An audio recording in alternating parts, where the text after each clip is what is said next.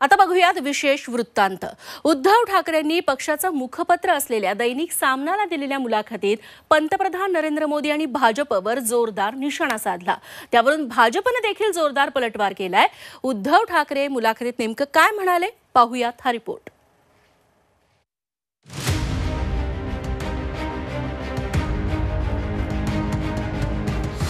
औरंगजेबवरून ठाकरेंचा मोदींवर हल्लाबोल।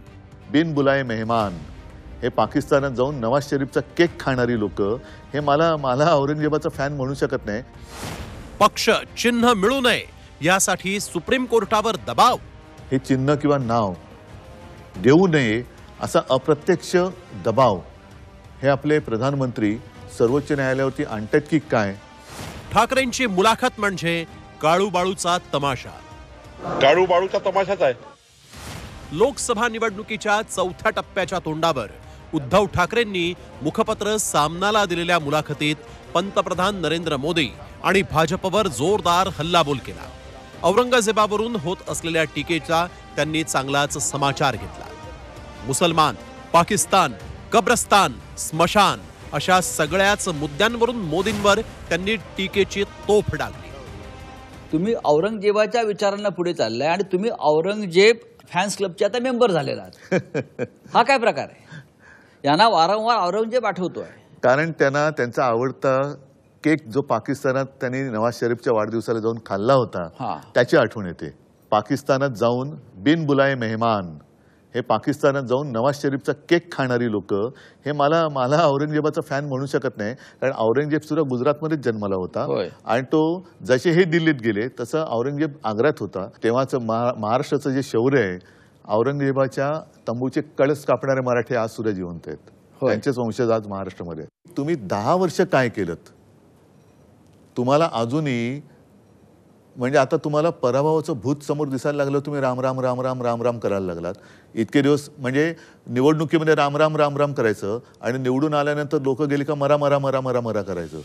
शिवसेना पक्ष आणि चिन्ह ठाकरे गटाला मिळू नये यासाठी पंतप्रधान मोदी सुप्रीम कोर्टावरही अप्रत्यक्ष दबाव आणत असल्याचा खळबळजनक आरोप ठाकरेंनी याच मुलाखतीत केला।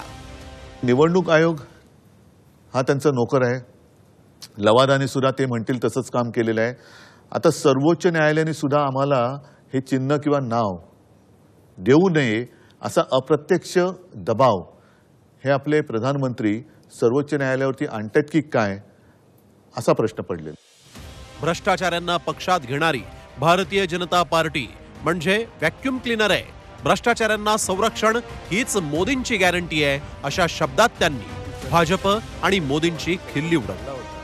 भ्रष्टाचारांना संरक्षण ही मोदी गॅरंटी हा विषय त्यांच्याकडे आहे। त्याच्याबद्दल आपलं काय मत आहे? ना हा विषय चर्चेत आहेच।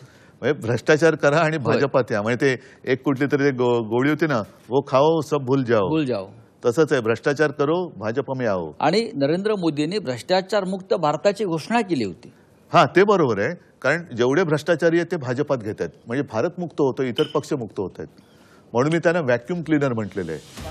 दरम्यान ठाकरे आणि राऊतांची मुलाखत म्हणजे काळूबाळूचा तमाशा अशी टीका भाजप प्रदेशाध्यक्ष चंद्रशेखर बावनकुळेंनी केली। तर संजय राऊतांनी आपल्या खास शैलीत त्यांचा समाचार घेतला। उद्धव ठाकरे मुलाखत देतात आणि संजय राऊत हे मुलाखत घेतात।